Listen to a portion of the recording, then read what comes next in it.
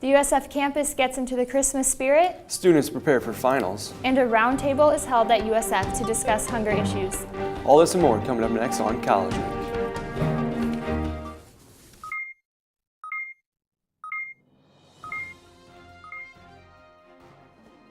From the McDonald Center on the campus of the University of Sioux Falls, this is College with Brett Geese, Jaden Miller, and Dakota Case with sports. Good morning, I'm Brett Geese. And I'm Jaden Miller. Thanks for joining us. So Jaden, are you all ready and prepared for finals? Nope. How about you? I am, because I only have one final this year, so I'm sitting good. You are luckier than most USF students, that's for sure. Very lucky. As the end of the semester is approaching, students are feeling the pressure of deadlines, projects, and finals.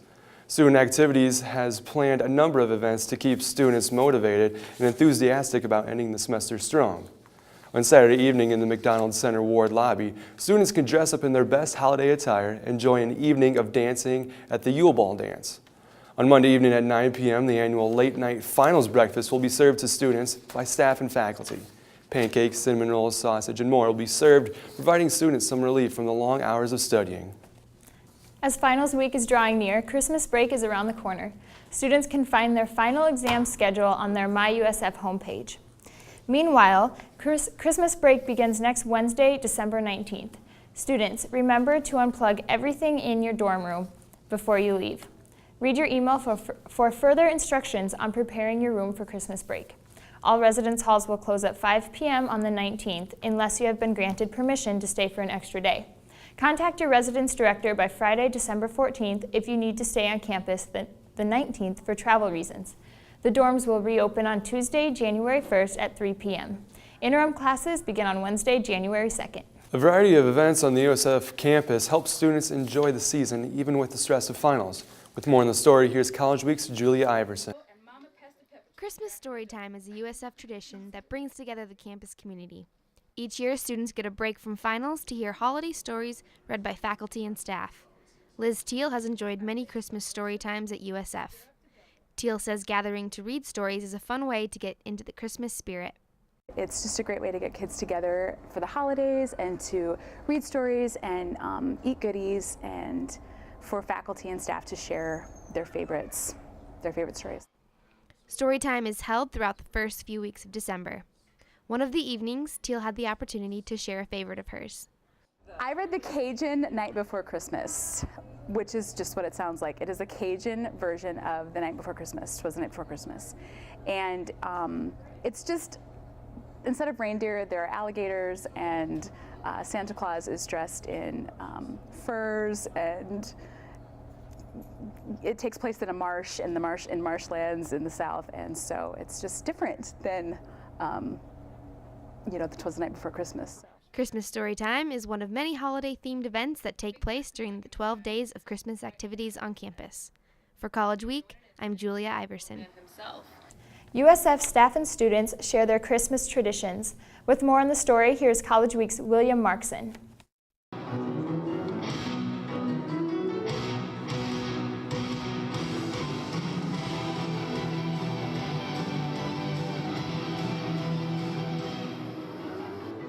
It's Christmas time, and we're here at the campus of the University of Sioux Falls. We're going to go see what kind of plans staff and students have for Christmas. Let's see what's going on.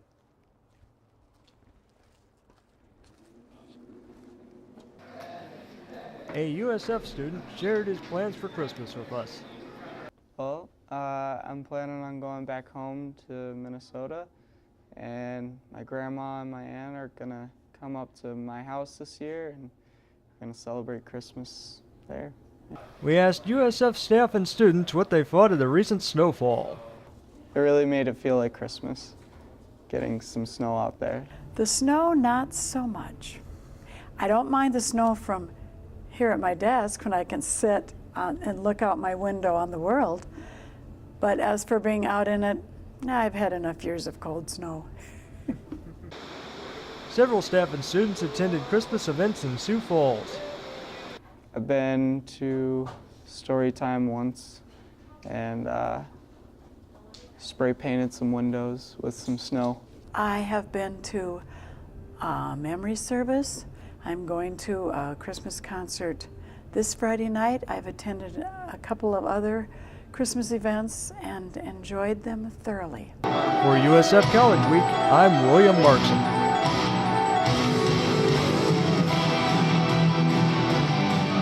Next, a roundtable is held at USF to discuss hunger issues. Don't go away.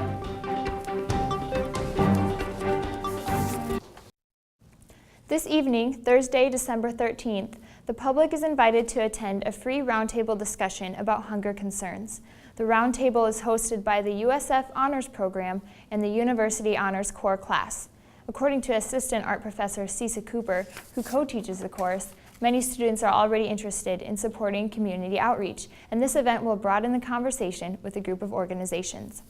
The panel will consist of 8 individuals who support hunger initiatives in Sioux Falls, and will each speak and answer questions from students and guests. The Hunger Roundtable will be at 7 p.m. in the Salisbury Science Center's Zbornik Hall. Again, admission is free and the public is encouraged to attend. Gay Anderson, a USF degree completion student and the Child Nutrition Director for the Brandon Valley School District, has been elected as the Education Committee Chair for the School Nutrition Association. The degree completion program at USF was created specifically for adults who want to complete their degree while still working. Anderson will be installed as the Education Committee Chair in July 2013 during SNA's annual national conference in Kansas City, Missouri. USF students and faculty have different views about which smartphone they prefer. College Week's Tracy Moore investigates what users like and dislike about the iPhone and Droid. Droid. iPhone! Droid. iPhone. Droid. iPhone. iPhone. iPhone. Android users are 10% more likely to be men, whereas iPhone users are 18% more likely to be women. Android users are 86% more likely to live in the country, but iPhone users are 27% more likely to live in a city. Here on the University of Sioux Falls campus, students are in conflict of which smartphone they prefer.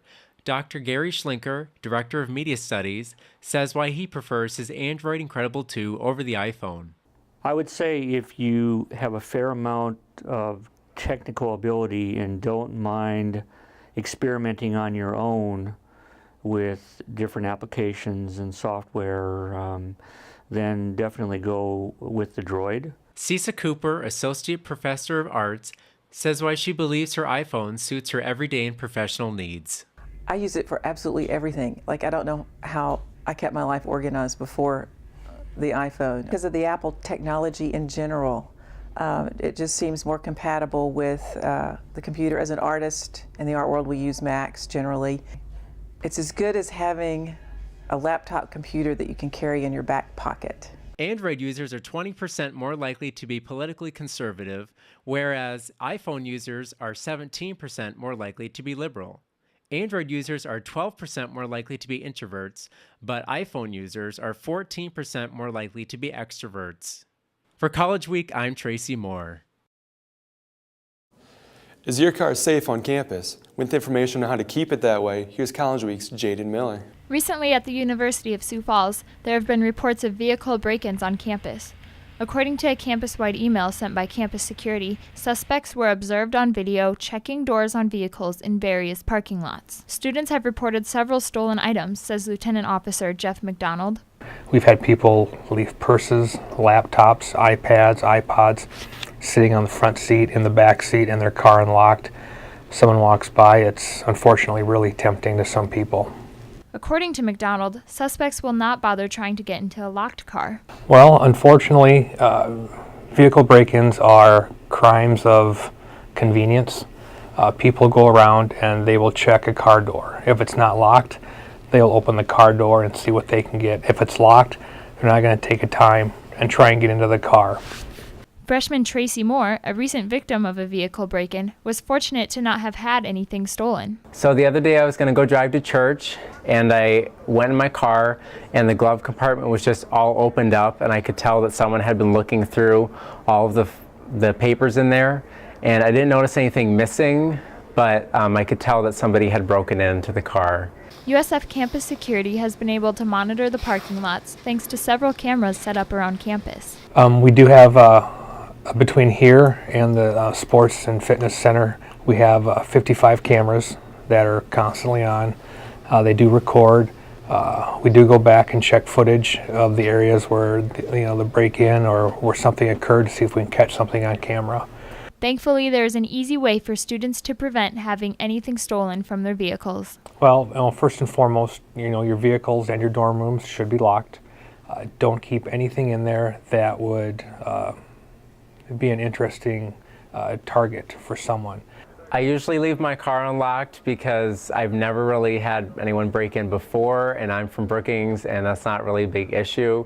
But now that I live in Sioux Falls, I probably will start locking my car more. There's nothing really that valuable in there, but I think I need to take that precaution now that I live in Sioux Falls. If students ever see anything suspicious on campus, remember that campus security is always available at 321-6400. For USF College Week, I'm Jaden Miller. So Brett, do you usually keep your car locked or unlocked on campus? I do keep mine locked just because of a nervous habit. How about you? Yeah, I actually never did at home, but then when I came to Sioux Falls, it's a habit I started as well. Exactly. Coming up next, Ruben Isaac sits down with Alex Heinert on the Morning Brew. Don't go away.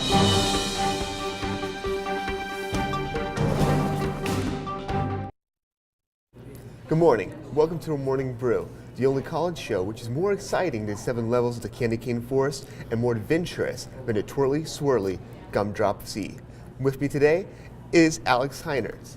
Good morning, Alex Heinert. Hey, good morning, Ruben. Now, today we want to talk about, we had a great semester this past semester of a bunch of different student activities, but it's not over yet. Even though we have less than a week of school, there's still a few things left. Why don't you tell me about that? Right, yeah, there still are.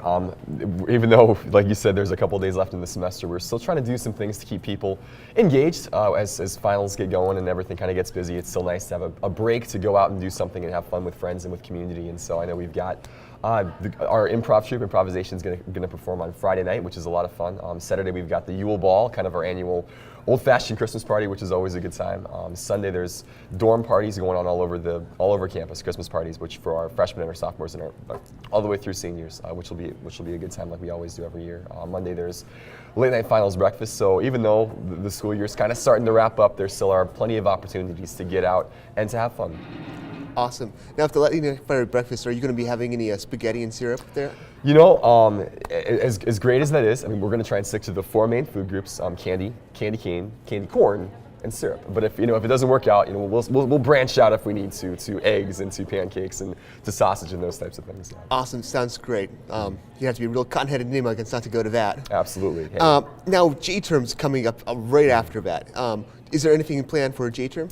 Yeah, January term is great because students, have one class typically during the month of January, and so they've got not a lot of free time, but they've got more time than usual to go out and just do kind of get to know people, be involved in community, those types of things. And so we try and do a lot of events during January just to kind of keep people busy. It's cold and Christmas is over, and sometimes it's easy to get into kind of that post-Christmas funk a little bit. But we always do a Geek Week activity in which we do a full week of geeky stuff. We do a Jeopardy tournament, we'll do a video game tournament, we'll do board game nights, lots of different things, which is always a good time.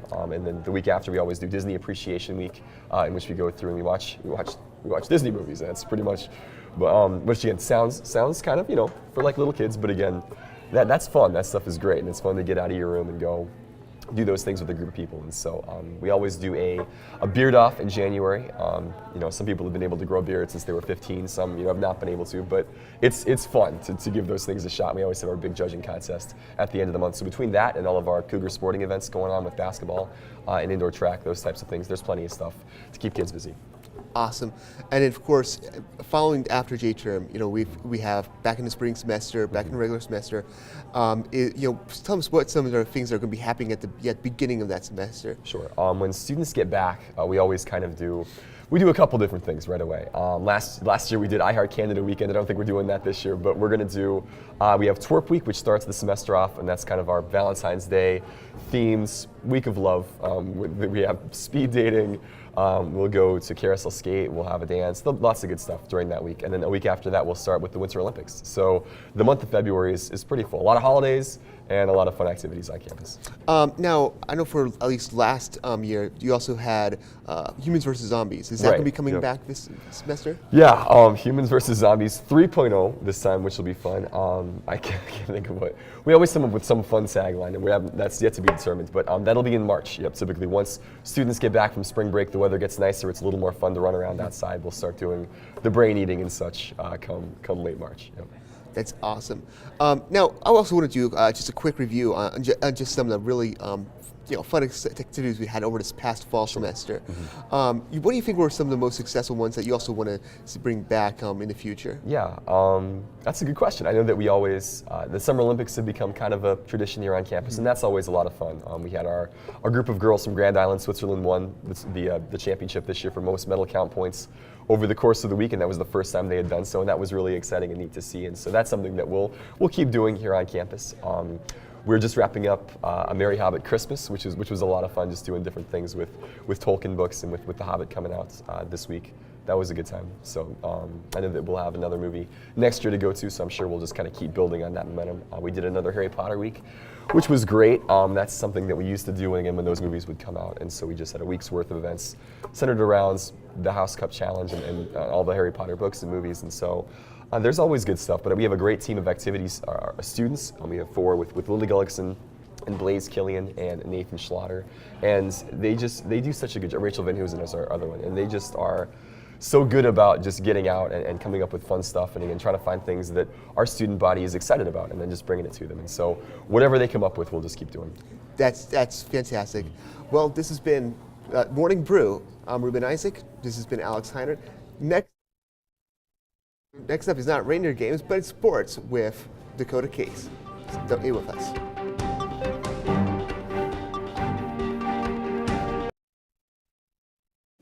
And now here's a look at sports with Dakota Case. So guys, we've had an exciting week in basketball. Were you guys able to make it to Augustana this past weekend to see the games? No, I was not. I had to work the Skyforce game that night. I was also at the Skyforce game. I saw both the Augie games and the Skyforce game, so those are always fun. Unfortunately, I feel bad because I'm the sports guy. I didn't make it down. Come on. I felt a Lord of the Rings marathon at Century Theaters would be a little more fun. 12 straight hours of non-stop Peter Jackson action. It was pretty fun. Well, there you go, but the games are good, right? Absolutely, absolutely. So, ladies first. The USF women's basketball team fell 92-64 to rival Augustana College last Saturday after falling behind by double-digit points with just under 4 minutes into the first half. The women lost their second in a row for the first time since February 2010. USF was led by junior Laura Johnson and freshman Tegan Molden, who scored 15 points and 12 points respectively. The rest of the team scored 37 total, and the Cougars shot 36.7% from the field. The Vikings had the hot shooting hands, shooting 56.9% from the field, including 12 of 23, or 52.3% from beyond the arc. USF was also out-rebounded 44-22. The Cougars fell to 4-3, 1-2 in SIC, and returned home tomorrow to face Concordia St. Paul at 6 p.m. On the men's side, the Cougars fell 70-58 to Augustana College last Saturday as well. The game was tied at 28-28 at halftime, but a 24-point second half performance by Cameron McCaffrey lifted Augie past the Cougars. Senior A.J. Holland led the Cougars with 16 points, while junior Derek Brown had 13 points. Holland and Brown contributed 5 of the team's 9 three-pointers and were 6 of 7 from the line. The Cougars bench contributed 26 points on the night as well. USF fell to 4-3, 0-3 in SIC, and host Concordia St. Paul on Friday at 8 p.m. Both men and women also host Minnesota State on Saturday at 4 and 6 p.m. So Ruben, we had a great interview with Alex Heiner today. Oh, absolutely. But I'm just glad I can talk with another human who shares my affinity for Cougar culture. That's funny. What can we be looking forward to next week on the Morning Brew? Well, I've actually heard a rumor that Dylan Dwyer's going to be interviewing another person here on campus, but I don't want to give anything away. There you go. And Dakota, nice job with sports. What are we looking forward to next week? Well, you know what? As always, we'll have some more exciting action right here at College Week. Exactly. And that wraps up another edition of USF College Week. I'm Brett Geese. And I'm Jaden Miller. Have a great day.